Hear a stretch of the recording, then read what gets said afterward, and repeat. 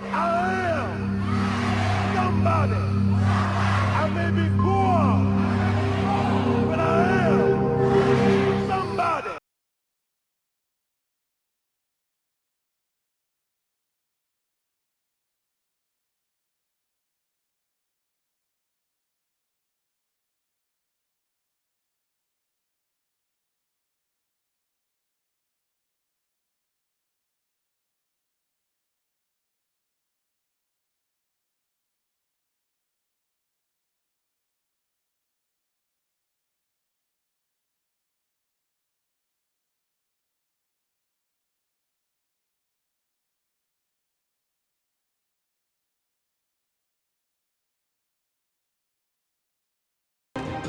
Good morning. Welcome to the Saturday Morning Community Forum, the Freedom Broadcast. We bring it to you each and every week at 10 a.m. Central Time. We're live on YouTube. We're live on Facebook. And we're live on the Impact Network. We are excited that we're still here and you're still here. And we're going to dedicate this broadcast to everyone that survived 2020. We thank God that we've been blessed to make it to this year. Want to make sure you get Reverend Jackson's weekly column. It's informative, it's counterculture, it shares with you one of the critical issues that you need and I need to know about this week. And then I want you to get ready, look forward to our Dr. Martin Luther King Jr. celebration. It'll be virtual, live on January 18th, but it's going to be virtual. You don't have to be in the place. We want you to support the event. Many of you have watched the Women's March. It was really sponsored by the Women's Auxiliary of the Rainbow Push, but we convened a coalition of women's organizations across the city of Chicago, and we invite you to look at our march and our demands that you might do the same thing. Criminal justice reform must come in 2021, all across the nation, state by state, city by city. We must change the system that would allow a woman's home to be invaded by rogue police officers, door to be broken into, not repaired, and her dignity stripped as if she were a slave woman in slave auction. So you'll see a little bit about that. And then just for all of you, have a blessed and happy new year. It's going to be challenging, and you're going to hear from Reverend Jackson later in this broadcast to share a vision for 2021. We've got work to do. We want you to get involved. You will hear a conversation, the first of its kind, between Jesse Jackson Jr. and Reverend Jesse Jackson Sr., talking about the meaning and message behind the Emancipation Proclamation and how it has shaped the political landscape for America. You're going to hear a satellite report from our Atlanta office talking about our Southern initiative, but more importantly, what's happening in Georgia with the Senate race. And then we want to make sure that you still get Reverend Jackson's book, Keep Hope Alive. More than anything, get the book and get your membership. If you already have a membership, tell a friend, call a relative. Make sure that everybody you know is a member of the Rainbow Push Coalition.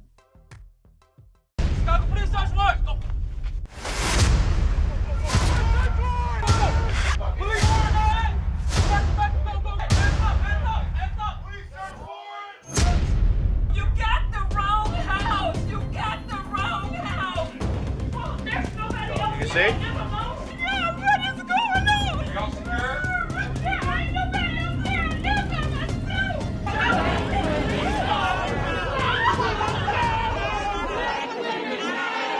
Black women matter. It is action against police brutality, against a system that protects police. I stand here today on this second day of Kwanzaa and in the spirit of Kujichagulia, which says that we define ourselves, we name ourselves, we create for ourselves, and we speak for ourselves. And I am here today to speak for myself, not just as Lieutenant Governor of the state of Illinois, but I speak for myself as a black woman. I speak for myself as a black mother of 4 black daughters. And I speak for myself today in support of an incredibly courageous woman, Miss Anjanette Young, a woman who endured the horror of 12 officers storming into her home as she stood naked, handcuffed her, humiliated her, and refused to give her the dignity of covering her body as she screamed 43 times that they were in the wrong home. When she fought to have her voice heard, Anjanette Young was the embodiment of Audre Lorde, who says, "Your silence will not protect you." And just as Anjanette Young had the courage to speak out, we too must have the courage to speak out. We must speak out about the glaring truth that we cannot move forward as a society if we do not firmly commit to protecting Black women and girls. We're mothers, we're grandmothers, we're aunts, we're sisters, we're nurses, we are the first responders. We are who ushered these people into life. And we're sick and tired of all of those engaged in this pattern of systemic racism against our people. And disregard for humanity. And so we say, never again. Never again. Never again. Never again. Will we allow the Chicago Police Department, the Fraternal Order of Police, the City Hall, Corporation Council, state's attorneys to cover up the behavior of police officers and others against any innocent citizens like Ms. Anjanette Young? Never again without immediate and direct response and repair and restoration of the victim's person and property and punishment for all involved. We stand with Ms. Young, determined as women, all women across lines of geography and culture, for the purposes of one, just as Mrs. Anjanette Young was spread across the news media with body cams all over the world, naked, as if she were a slave being sold on the auction block. We say never again. We're not going to allow that. So we want to know, who are these officers, these 12 men that thought so little of the dignity and humanity of this woman? We want their names revealed. We want a background check on each officer and each administrator involved in this action. We say we are Anjanette Young, because we know that with this skin, we could all have been her. Like Ms. Young, all of those who stand before you have worked hard to change the world around us. We are compassionate and we carry the crosses and burdens of those who are not strong enough to use their voice. We make personal sacrifices to show up for a world and provide an extra hand. We vote to maintain the integrity of a democracy that has treated us like a third-class citizen, all because of our race and our gender. Today, we will no longer tolerate this dismissal of our humanity. We stand with my sister in Christ, Ms. Anjanette Young. We demand real police accountability, and we demand that our lives matter. Thank you. That's right.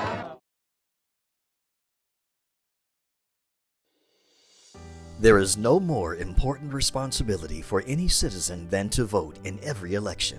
Our interests are advanced and our voices are heard at the ballot box.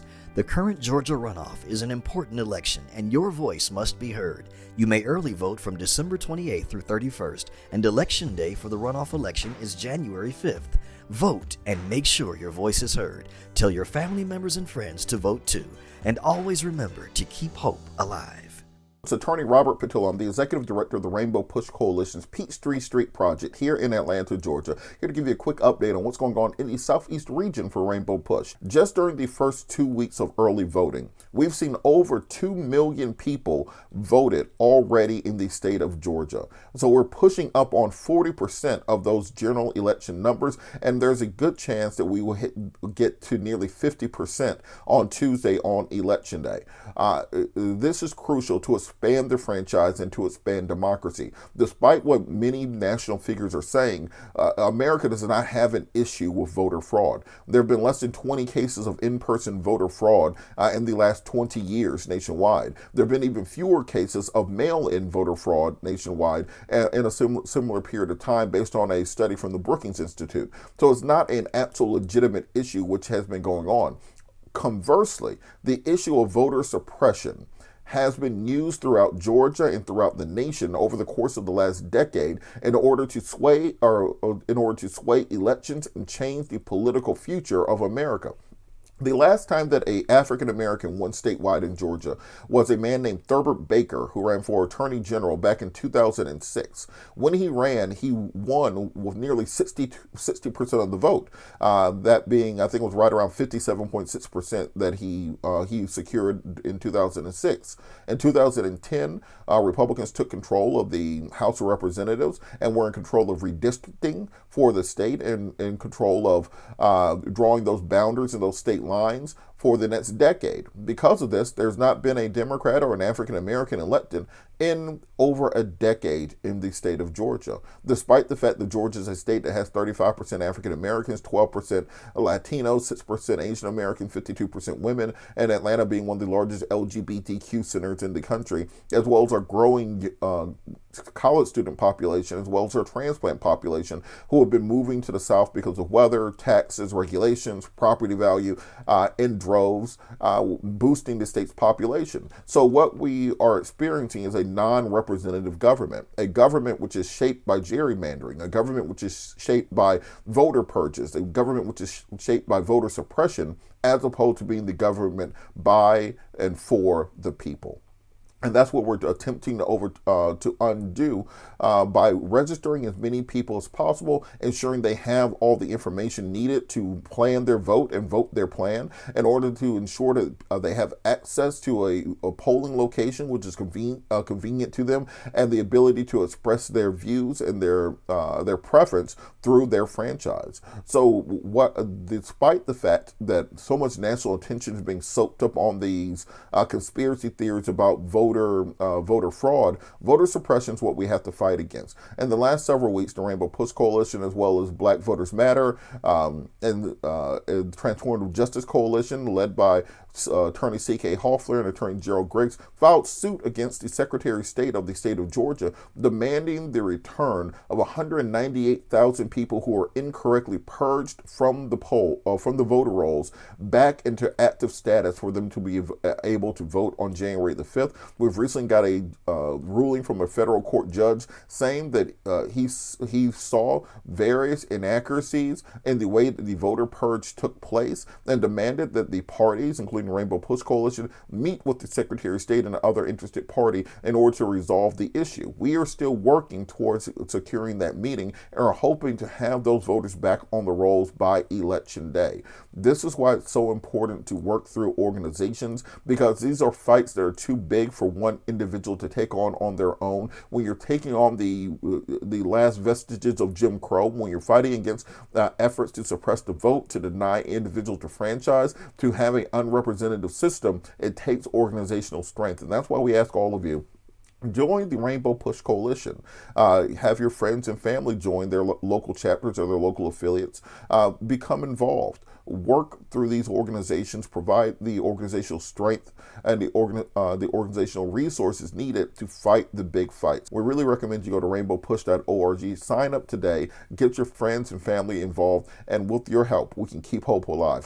Good morning. We are in the midst of a major drive to get more members, more people engaged and involved in Rainbow Push, supporting the programs of Push for Excellence and the Citizenship Education Fund. If you're interested in public policy and you want to help change the policies that impact those incarcerated, change the policies that impact students attending colleges and universities, if you want to be a policymaker, then you need to join Rainbow Push, and join by paying your $35 right now. Some of you watch us every week. You listen to us on the radio. You're viewing us in social media. We need you to become a member. It's only $35 a year. If you believe in the scholarships that we give to thousands of students each and every year, we've awarded more than $10 million to scholars year to date. What do you have to do to give and support Push? It's really very simple. You can go to rainbowpush.org if you're on a computer and press donate. Give any amount. Every dollar is important. You want to talk to somebody, call us at 773-256-2775. You can give right now, any denomination that you choose. You can text the word PUSH, P-U-S-H, to 41444. Text the word on your cell phone. Most of you have a cell phone. Just text PUSH, P-U-S-H, to 41444, and you can give any amount that you feel comfortable giving. or call us 773-256-2775 or go to rainbowpush.org and just press donate. Wherever you are, you can support us as we keep pushing for you.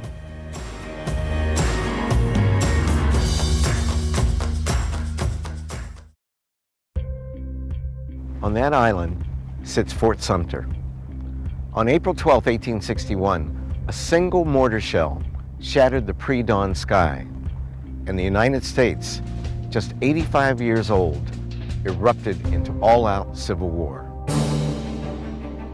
Initially, for President Abraham Lincoln, the war was about a single overriding goal: saving the Union from the forces of secession in the American South, forces that were threatening to tear the Republic apart. There was a ditty that people used to sing around Union recruiting that I think sums up what Lincoln's original orientation was. It went something like, I stand for the Union, all its foes I abhor. I ain't for the N-word, but I am for the war. Soon after the war began, its focus began to change when enslaved African Americans, forced to work in the Confederacy's defense, escaped behind Union lines. Escaped slaves who run away to Union lines are called contraband. And what Union policymakers, including Lincoln, begin to recognize is this creates a welcome disruption among the Southern slaveholders. This deprives them of their property, it shuts down their plantations, and it makes their war effort more difficult. The swelling numbers of contraband pushed President Lincoln to see that the Civil War was actually about abolishing the institution of slavery, ultimately leading him to issue the Emancipation Proclamation. In many ways, the Emancipation Proclamation is, first and foremost, a military policy. It's not clear the Union is winning the war before the Emancipation Proclamation. So the Emancipation Proclamation also gives these escaped slaves the opportunity to serve in the Union Army. This is crucial to the Union's success in the war effort.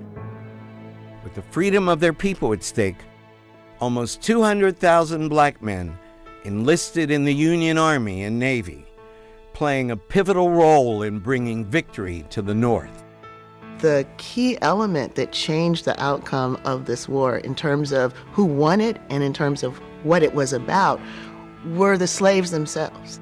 Their determination that this war was going to be about the end of slavery. Masses of self-liberated slaves became the wave that the Union would ultimately ride to victory.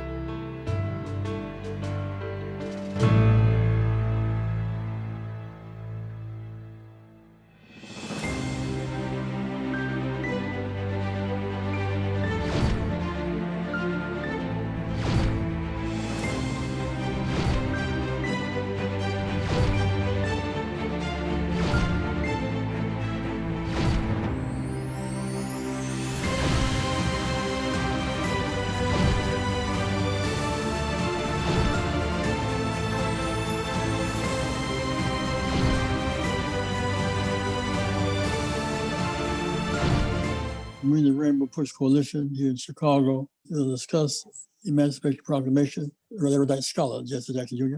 With a book called More Perfect Union. How are you, Jesse? How are you today?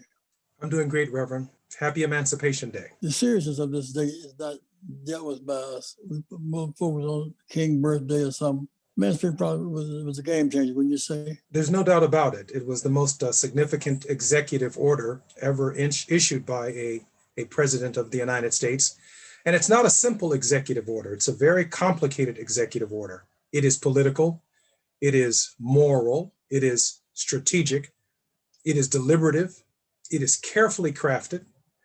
It creates and welcomes action in both the North and the South. It motivates people in the North, and it despiritualizes some people in the North.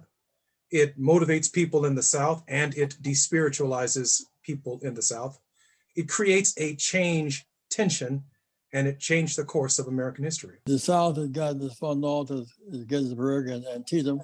Lincoln said 100 days out, if the South does not rejoin Union, he's going to free them, right? Let's look very specifically at a map. The first slide that I wanted to show you is a map that specifically lays out what the executive order actually accomplishes. Because Washington, D.C. is between Maryland and Virginia, Abraham Lincoln sets the slaves free where he has no control, between Virginia, North Carolina, South Carolina, Georgia, Tennessee, Alabama, Mississippi, Arkansas, Louisiana, Texas, and Florida.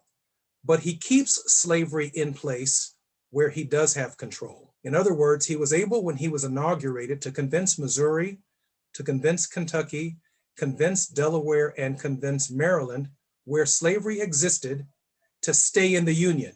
So Lincoln, carefully upon his inauguration, he carefully uses the language, this is about saving the Union. It is about protecting the Union. And the key to that was keeping these maroon states in the Union. For if the day Abraham Lincoln announced that he was against slavery, surely Missouri, Kentucky, Maryland, and Delaware would have joined the Confederacy, and therefore Washington, D.C. would have been completely surrounded, and he would have had to have been president from Paris, France, or somewhere in Canada, because the war would have been lost before it even began. This was a pivotal decision. It seemed to me that we observed the watch night service, December 31st, just singing prayer all night. But we were watching for the Emancipation Day, right? We were certainly watching for it, but again, the timing does matter. Abraham Lincoln needs certain critical battles. The war had gone on and on for a couple of years before he issues the Emancipation Proclamation. We needed the momentum that and the moral cause that slavery and ending slavery more specifically brought to the table. In other words, there were Northern African Americans, the United States Colored Troop, the Massachusetts 54th, who were willing to fight, but they weren't allowed in the battle. There were Southern slaves who wanted to self-emancipate and escape from slavery, but they really couldn't because the institution of slavery is a very peculiar institution. And the analogy I like to use, Dad, is there were 15 presidents before Abraham Lincoln. People often ask the question, is Abraham Lincoln responsible for freeing the slaves? There were 15 presidents before Abraham Lincoln, and none of them brought it to this critical point and this critical juncture. You have to give that credit to Abraham Lincoln, but you also have to give credit to the timing of each decision that he made. When I was in prison, Dad, there were many nights where I wanted to self-emancipate. That is, just run out of the prison and just escape. But my self-emancipation is not the same as ending mass incarceration or ending the prison industrial complex. That requires presidential leadership. There were many efforts at ending slavery. Some Blacks traveled the Underground Railroads. Others self-emancipated. Others were helped out of slavery. Others did escape from slavery. But that is not the same as forcing states from Virginia around to Texas to outlaw the institution of slavery and hold them at bay until they do. And so we have to make the distinction between Lincoln's leadership, the 15 presidents who came before Lincoln, who did not bring slavery to that critical juncture in order to advance the idea of emancipation as a human right. The first 12 of them were slaveholders themselves, right? Except maybe John Adams. I don't believe John Adams was a slaveholder. The deal was Lincoln freedom. We saved Lincoln because when Blacks, emancipated Blacks joined the Union Army, we have to beat back the Southerners. So he freed us, we saved him and saved the Union. Well, this is an argument that is advanced by Lerone Bennett Jr. in his book, Forced into Glory. Dr. Bennett was a very close friend of yours and editor of Ebony magazine. God bless him and God rest his soul. Certainly, again, there were efforts by the United States Colored Troops, but they also needed permission to fight. They also needed to be paid for fighting. They also needed to don on the uniform of the United States of America. They also had to be trained. And so there are a number of federal actions that are necessary even to welcome United States Colored Troops into the North, to encourage African Americans in the South who could hear Lincoln's voice to escape, and then when and if they are captured by the North, to give them the opportunity to join the Union Army and subsequently bring about an end, state by state, to the peculiar institution. The Emancipation also meant that many Blacks were trying to escape as best they could. Lincoln, it seems to me, by freeing Blacks, he ended the supply line of the Confederacy. We were that supply line. We were, in fact, backing them up. When we got freed to lead the plantation, they had to supply themselves. He also freed white folks from their shame, from their blame, and their guilt. And it also bought us another 157 years of reflecting upon these matters. Just this past week, recognizing the date that this is actually being aired, Robert E. Lee's statue has now been taken out of the Capitol of the United States. That happened at the date, at the hour of the recording. The state of Virginia is now going to replace Robert E. Lee's statue with an African-American woman who was a Virginian, who has some extraordinary accomplishments in Virginia. And so the extent to which the ramifications of the war continue in our politics, or as von Clausewitz said, politics is war by other means. They left the battlefield, they entered Congress, they entered state legislatures, they are challenging elections today on the basis of state resistance. And many of the same attitudes that we have seen then are attitudes that we see today, where the president of the United States would even challenge a national election on the basis of he doesn't like what happened in Detroit, and therefore he went after Michigan. He doesn't like what happened in Kenosha, and therefore he went after Wisconsin.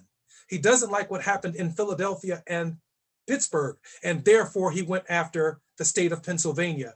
He's not happy at all with what of the activity in Fulton County, Georgia, in Atlanta and Savannah. And so he went after the entire state of Georgia. This is the exact same activity that we saw at the beginning, during, and at the end of the American Civil War. My point is just that January the 1st is not just a ham-hock, green, lemonade drinking day. It's the first time, most people have not read the Emancipation Proclamation. It gives us the right to bear arms, the right to say to our slave master, if you try to stop me, I can shoot you. This is a first time a black man was free on American soil. Back in the U.S. government. What do you say? Not only would I say it, I'd also parallel it to Old Testament theology, where we can only imagine, because we've lived the experience of what it must have been like to leave Egypt land, what it must have been like to cross mentally and even physically out of chattel slavery into a very different space, and then have to recognize at the same time in that new space our new commandments, our new laws, and a new future for our people. But make no mistake about it, without that event, we simply wouldn't be here today. 1857, Supreme Court rules blacks, no rights, rights bound respect. War kicks off in 1860. 63, Lincoln, it seemed to me the South was advancing on the North. And then Lincoln, by freeing us, saved the Union and ended slavery at the same time. Again, let me show you the second slide. Make no mistake about it. By the slide, the Emancipation Proclamation, once again, it frees blacks from Virginia, North Carolina, South Carolina, Georgia, Alabama, Mississippi, Arkansas, Louisiana, and Texas. It frees blacks where Lincoln has no control. And for the Southerners, the Emancipation Proclamation was propaganda. It was like, who cares what Lincoln says? He's not from the Confederacy. But for blacks who heard that Lincoln had freed them, certainly it created a dynamic on the plantation that if you were marching for General Jeb Stuart, or you were marching for Stonewall Jackson, or you were marching as a white Confederate for Robert E. Lee, suddenly you had reason to leave the march and go back to your plantation or go back home because you're concerned about the new activity that is taking place amongst slaves on the plantation. But look at where Abraham Lincoln left slavery in place. He left it in place in Missouri, in Kentucky, in Tennessee, and in Maryland and Delaware. Why? Because if the war at that moment was about slavery, surely those states would have joined the southern states. The Electoral College would have shifted. Washington, D.C. would have been surrounded. And so the careful crafting of the Emancipation Proclamation was very important to Abraham Lincoln being able to hold his coalition together, and at the right time, issuing the Emancipation Proclamation was the key to changing this war from a war about saving the Union to a war about ending slavery. And Abraham Lincoln is responsible for that timing. It seems to me If Lincoln had not made that move, our freedom would have been delayed. When I think about it, he said 100 days out to the South, you have 100 days. And so our people, October, November, December, could have been by Santa Claus. They couldn't go over no Christmas celebration. December 31st, they waited all night long when he signed it the next day. Some historians say he trembled when he signed it. It was such a big deal. Emancipation Proclamation should be read by every Black person in America. It's an earth-shattering event. We celebrate Dr. King's birthday, but without the Emancipation Proclamation, it would be a King birthday, as we know it to be today. What I can tell you is when I was in Congress, I named, along with Zachary Wamp from the state of Tennessee, who happens to be from one of those states that chose to stay in Lincoln's coalition by county. Zach Wamp and I sponsored a piece of legislation that named the largest room in Capitol Hill Emancipation Hall. Newt Gingrich and other conservatives in Congress wanted that room Liberty Hall.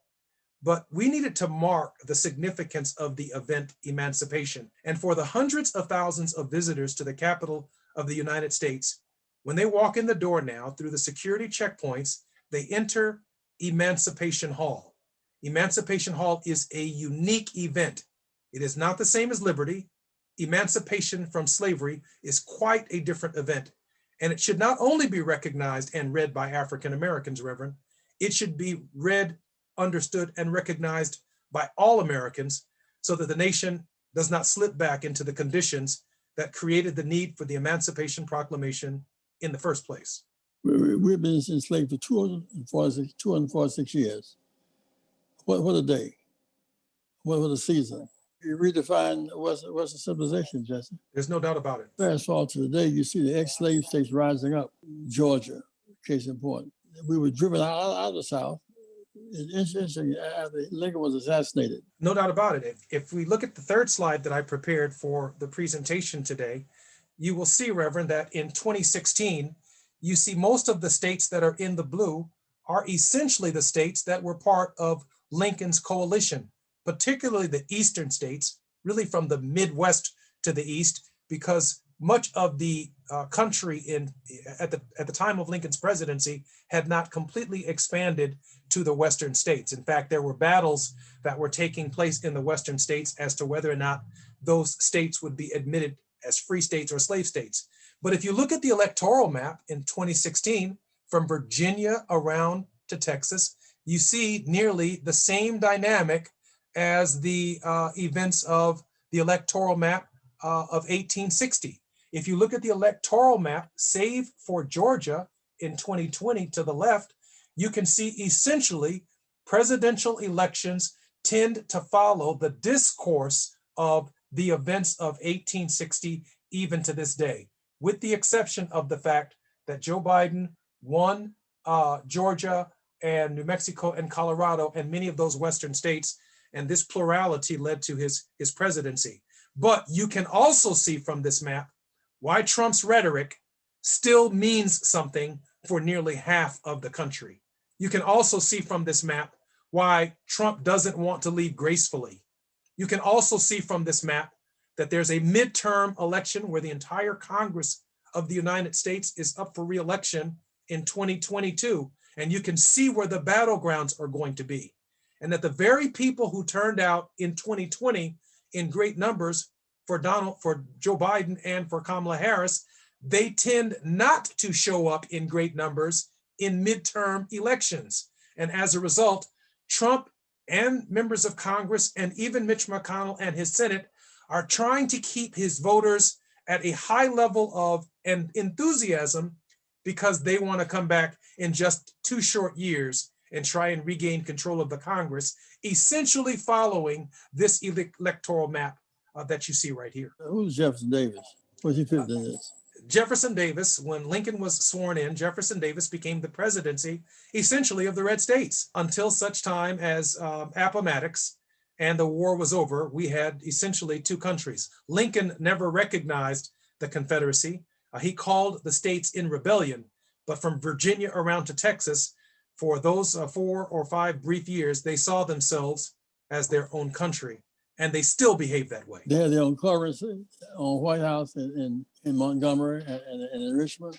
They were trying to cut a deal with France and Britain, importing African to export cotton. And not just that, Reverend, if you think about the entirety of the civil rights movement, for the most part, while there were elements of it that took place all over the entire country, when you think about John Lewis crossing Edmund Pettus Bridge from Selma to Montgomery, when you think about the Memphis sanitation workers where Martin Luther King Jr. Loses his life, when you think about the students sitting in Greensboro, North Carolina, when you think about Medgar Evers, when you think about Fannie Lou Hamer, when you think about the march of civil rights, most of this activity is taking place in these red states. There is activity in Chicago, there is activity in New York, but the heart of the movement is in the heart of this Confederacy and trying to get non-violently them to join a coalition of conscience to build better housing, better schools, and healthcare for all. I want people to see January 1st as different than Hammock Green and ball games. One reads that Emancipation Proclamation carefully. It's fundamental change. First time an American citizen has the protection of the U.S. government, right? I don't see the difference between January the 1st and the Passover experience that Jewish people celebrate as a religious experience every year. And I don't see the difference between, you say, the ham hocks, the greens, or even the chitlins that we may eat on the beginning of the year. I don't see that any different than the Seder dinner, which is part of the Passover from slavery to freedom. That does require an adjustment in our mental thinking that just as they came from slavery through plagues and through a process that included putting the blood of lamb on one's door so that the plague would pass by them and pass over them, there should be no doubt that January 1st every year is a Passover experience in our liberation theological traditions. It changes the entire ball game. In your book, you talk about these days that we should depict: January 1st, 1863, 30, 40, 50 minutes. Now, when the right-wing Republicans say they are part of the Lincoln Republicans, they're not correct. This is Jefferson Davis Democrats who call themselves Republicans. Will you say? There's no doubt about that. The red counties are very different than the blue counties. The blue states are barely blue only because of the cities are they blue. And that's because the enormous voter registration turnout and participation of many of those blue counties. But even within the red counties, there is Democratic support. There is support, for example, in Georgia for Warnock and support for Ossoff in red counties. And so it's not just about winning Atlanta. It's not just about winning Fulton County or even winning Savannah. You still have to have a certain participation level within the red counties because every vote in that state equals the majority of a vote for a particular candidate. And so the extent to which our messages can reach out across red and blue lines, we can win. Emancipation Proclamation says on the road to total freedom as a people, and laid the groundwork for us being citizens and not just subjects. Well, it's really interesting that you would mention that. Certainly, every immigrant since the addition of the 13th, 14th, and 15th Amendment who has entered this country, they define their citizenship by our struggle. I mean, the Equal Protection Clause of the 14th Amendment came from this event. And this event, which was about the liberation of African Americans in our slave context, today they are the beneficiary of it. These are rights that they inherit that they have never had to earn. And rarely do immigrants come to America seeking to expand rights. They're already leaving tyrannical and despotic positions when they come to the United States.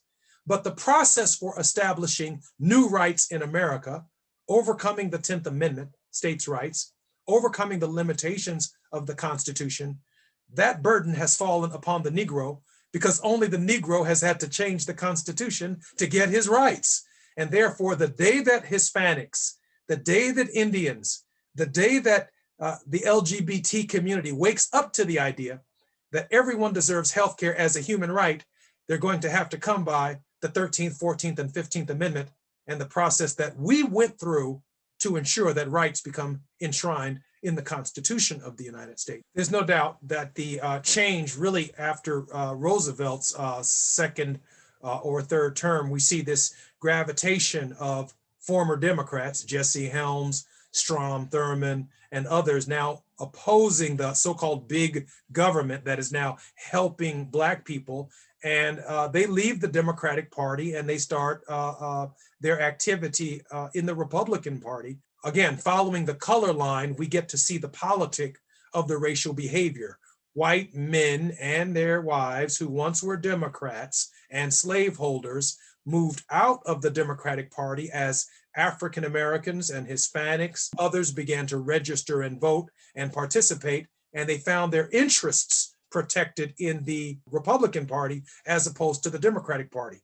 And so the Democratic Party is made up today of a coalition of Jesse Jackson and Nancy Pelosi, the coalition of Ossoff, who is Jewish, and Warnock, who is African American. We end up with a unique coalition. It seems also to me, Jesse, that when this thing took place, that yesterday's Democrats, one of us was a Democrat, all the Southern were Democrats. They changed parties in '64, and we changed parties. Dr. King's father was a Lincoln Republican. Lincoln Republican was all right to '64, because Lincoln Republicans now became Kennedy Johnson, King Democrats. But certainly, I would argue sometime between Roosevelt's third term and the Civil Rights Movement, there is a shift. Burt Lance, all of his family, many of whom were Confederates, are buried on his property in Calhoun, Georgia. Now he's the director, or was the director, God bless him, of the Office of Management and Budget for Jimmy Carter. And so even though Burt Lance was our close friend and a very good friend of our families, John J. Hooker, many of his family members were Confederates. Big Nashville, Tennessee Democrat. He is now deceased, but he was with John F. Kennedy. But his family, who fought in the Civil War, were all Confederates. And so you have these loyalties where people in the South, even to this day, still have great-great-grandfathers who fought in the war and great-great cousins. And while they may agree with our politics, healthcare for all, housing, a better distribution of wealth, raising the minimum wage, providing people with insurance and assurances during the pandemic, they are also recognized that there is an anxiety amongst people who have been raised in trailer parks, who still raise Confederate flags, who still live in disparate conditions, because many of the promises of our great country have yet to make it to their provinces. What strikes me also is that the most change agent president since Lincoln was Lyndon Johnson. Tim men in the South as a betrayer. They don't honor him at Democratic conventions, for example. You know, I think I once heard you give a speech to the Johnson Foundation, and you referred to Lyndon Johnson as probably the greatest president in the 20th century. And I actually share that insight with you. Clearly, the landmark legislation of the 1964 Civil Rights Act, the Voting Rights Act of 1965, the public accommodations legislation between 1967 and 68 is simply not possible without the leadership of Lyndon Baines Johnson. He is definitely an unsung hero. And I think personally, no president has had to move their minds from where they were and how they were reared to where Johnson ended up more than Lyndon Johnson. What we see in Johnson is like a Saul to Paul conversion.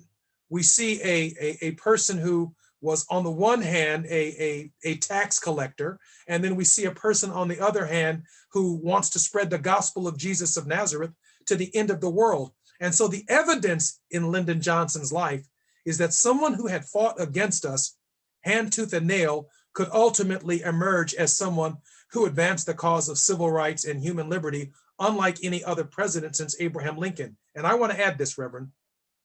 The 1964 Civil Rights Act didn't just guarantee civil rights for African Americans, it guaranteed the American Disabilities Act. It guaranteed civil rights for the LGBTQ community. It guaranteed civil rights for short white men who could not get a job as a state trooper in Alabama because the state's requirement was that you had to be 6 feet tall in order to be a state trooper. Even short white men who did not like Martin Luther King Jr. could go to the Civil Rights Act of 1964 and tell the state of Alabama, you cannot discriminate against me because I am a short white man. It is enough in 60, because blacks had the right to vote in 65. White women couldn't vote, couldn't serve on juries in the South. 18-year-olds couldn't vote in the South. They couldn't vote at all. They served in Vietnam. Native Americans got the right to vote in 73. Going across campus and bilingual by 75. So in some sense, a new majority came out of August 6, 65. A new majority was born. And that is precisely my point about the Emancipation Proclamation. Not only should every African American read it and understand it, but every American should, because it seems like it just frees black people. But the fact of the matter is, Abraham Lincoln freed everybody. In some sense, but I would make the case that it was closed. He freed us, we saved him. If we had not joined the Union Army, the South would defeat them. We were fighting our own freedom and saving the Union. And so we have a stake in the game. I want to express my thanks to you, Jesse. You're such a profound teacher. You teach so well. You know this stuff so good. We'll talk with you more about this in weeks to come. I think we should sit right on Emancipation Proclamation for a season. Our people need to know what's happening. What about the Dred Scott case of 1857? What does that mean? Blacks no right, whites bound respect. What about 1896, the apartheid decision, the 54 decision? All this lays the groundwork for where we are today. And I want to thank you for saying that on January the 1st, it's not about ball games and Martin Green. It's the single biggest day. If I reread the Emancipation Proclamation, I can't help but see where we're empowered by the federal government to bear arms, to man vessels. In fact, to bear arms against our slave masters if they try to maintain us on the plantation. Big stuff in the Emancipation Proclamation, Jesse. And only one president was willing to do it, and that was Abraham Lincoln. Thank you, Dad. Thank you, Jesse. God bless you, my son. God bless you. Hi, I'm Todd Yeary, Senior Pastor of the Douglas Memorial Community Church in Baltimore, Maryland. I'm here in the Clay Evans Chapel at the Rainbow Push headquarters in Chicago. Throughout our history, social justice movements have been birthed in the imaginations of people in places just like this, spaces where faith is expressed and service is inspired. People of faith, whether icons of scripture like Moses, Esther, and Jesus, or soldiers of the modern movement like Dr. Martin Luther King Jr., Dr. Clay Evans, Reverend Willie Barrow, or Reverend Jesse Jackson, committed themselves to doing justice work. Their efforts advanced the work of faith and justice. Join Rainbow Push as we continue to do justice in the 21st century. Faith and justice still do go together. To join the movement, go to rainbowpush.org or dial 773-FREEDOM. And remember, keep hope alive. I'm so excited. We get to close this broadcast and open this new year with a conversation with Reverend Jesse Jackson. You've already heard dialogue about the Emancipation Proclamation, why it was so important.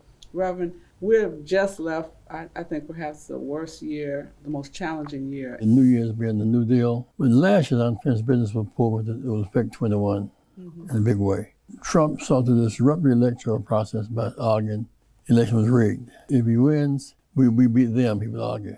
He lost, then he kicked into gear, this rigged election, as he called it. Number two, he then began to call upon judges to take the election electorally. Third, he tried to disrupt it through voter suppression. We outvoted that. Since he's lost the judicial part of it, he's now trying to make it more difficult for Biden to manage the government. We have unfinished business from 2020. Pandemic is raging. Hospitals overwhelmed, people are dying in warlike numbers every day. 1619, the race issue. He's fanned those flames. That's becoming worse, even violent. His idea that Trump would call those armed vigilantes to Washington with their guns, meaning that somebody's going to get hurt. The unfinished business of COVID-19, unemployment. When restaurants are closed, cooks and waiters lose their jobs too. And there's no addressing of that. And there's been some feeble attempt. $600 to $2,000 at the last minute. You're talking about the stimulus? Yeah. Stimulate, yeah. But as opposed to focusing on the stimulus issue, still trying to cut schemes to maintain that fact his business, he won the election. So he's focused on schemes over stimulating the economy and stimulating the average American. Well, so for focus on the election that he lost, my concern is that what we must do now, number one, Biden needs to put a Kerner Commission. Why the Kerner Commission in 2020? It may have been the best study done on race relations in the country last century. Where are we? A real scholarly report on the state of things. Secondly, we need to revive the Civil Rights Commission. That commission, headed by Ted Esberg one time and by Dr. Mary Berry, has subpoena power. It can go to Louisville where Breonna Taylor was killed. It can go to Minnesota where George Floyd was killed. Do real hearings in independent agencies of the government. I was thinking the last thing is that I'm concerned that the rise of violence by white vigilantes. Trump has glorified those who have open carry, Texas and Oklahoma and Michigan. They walk down the street with AK-47s. Kid in Wisconsin, Rittenhouse, I think his name was, ran down the street with AK-47 and killed 2 people. And told the police he came to save them. Try to make him a hero.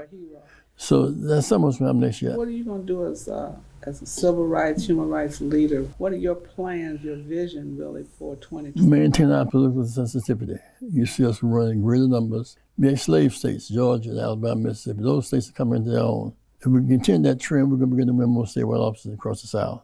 The South is the key to a new America. And when the slave states rise up, it's going to be a great thing. Second, there's not enough folks in the private sector. So you said there were 4 movements that we have to be concerned about, and you talked about. First, in slavery, 2 and 4, 6 years. Right. In Jim Crow, another 100 years, 5,000 blacks were lynched. Right to vote. Beyond that, access to capital. So that's what you're going to focus on. Into technology, yeah, because you can be out of slavery, out of segregation. Somebody else let you have access to capital. You need huge swaths of land in urban America where there's no investment. If we even pay money in the pension funds, then they say we credit on where invest on where they say we don't invest where we live with our own pension Even though funds. all of us that work have some sort of pension investment, we still can't borrow money. Well, and then they will not invest where we live. We need to figure out how the green line, red line in America. I'm convinced we need a development bank. Jeanette, it's not enough to try to hem up big banks on CDCs. Community development, they resist it. Their purpose is to make money. That's all right, but the development bank's purpose is to develop undeveloped areas. We always talk about the Marshall. The Marshall Plan it's not so much the amount of money, maybe $15 billion involved, but the 50-year loans, 2% government secured. They meant to develop. We need to have a development plan. That's why we ran on the bottom of all these indicators of capital for investment for development. So I see this year has been a big year for us because defeating Trump, putting in Biden, gives us a running chance. As we close this broadcast, you're going to be sharing with us each broadcast throughout the year. Why do people need to join PUSH today? Why do they need to become active members? Voter registration work in voter suppression. It's a constant need to. So thank you, Reverend Jackson, and you keep hope alive. Thank you, Jeanette. My favorite lawyer. This is my favorite civil rights leader. We're winning every day. Join PUSH today. RainbowPush.org, hit membership. Invest in us. Help push for you, help run PUSH. God bless you. Keep them alive. Love you guys. We are sanctuary. We are a sanctuary. When I think of Rainbow PUSH, I think of 2 words: social justice. Education advocacy. Political empowerment. Freedom and equality. Corporate partnership. Stop the violence. Save the children. Don't get in. Shut it down. If we don't get in, shut it down. Political change. Inclusion, evolution. Progress, justice. Jesse Jackson. Keep hope. Keep hope alive. Alive. Keep hope. Keep hope alive. Alive.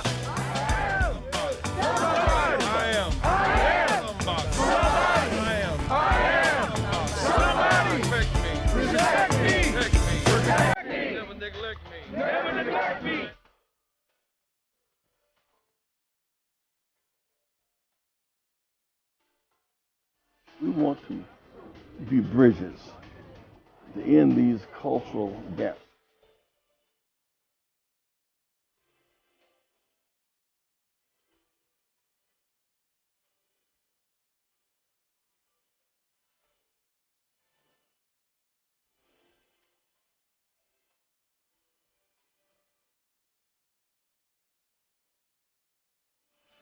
We are forward.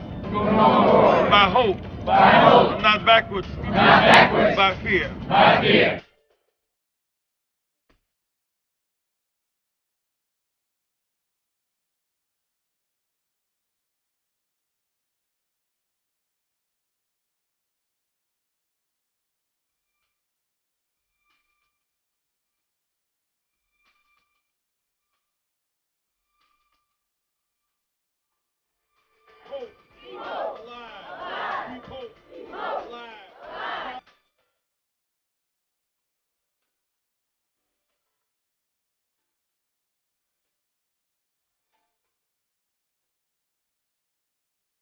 Dr. Kim, I went to jail with a group of 7 students, July 17, 1960, almost 60 years ago. We never stopped moving. I lost a few of jail cells and death. We never stopped moving. I thought it was time to write some of it down so the older generation can learn how we did, and what we did, and how global it was. Whether speaking about Mandela in South Africa, India, Qatar, Gandhi in India, here at home. This book tells the story, so please get it and give it to your friends. Read it, let's argue about it, let's discuss it. Yep, so the book is Keeping Hope Alive, Sermons and Speeches of Reverend Jesse Jackson Sr. It's quite a good collection. You know, we've got sermons and speeches from around the globe because you have made such a global impact, not just here in the US, but around the world. Thank you for tuning in to our International Saturday morning broadcast. We need your support. Here are ways to give to Rainbow Push Coalition. Text PUSH, P-U-S-H, to 41444 to support the work of Reverend Jesse Jackson Sr. and Rainbow Push Coalition. When you shop, Amazon gives. Visit Amazon Smile and select PUSH for Excellence as your charitable organization by starting your shopping at smile.amazon.com.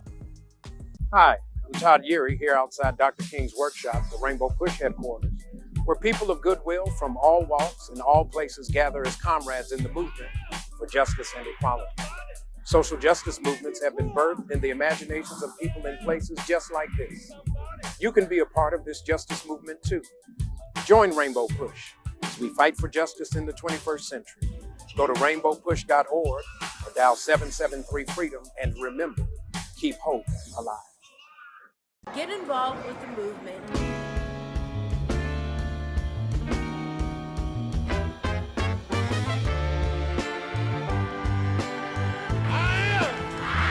Somebody. I may be poor, but I am somebody. Join the movement. If you're not a member, become a member. I am somebody. Fighting the most important battles for freedom and justice for all. You made us change. Oh, trying to bring closer. Join Rainbow Push. But you're not pushing me away. Join the movement. Join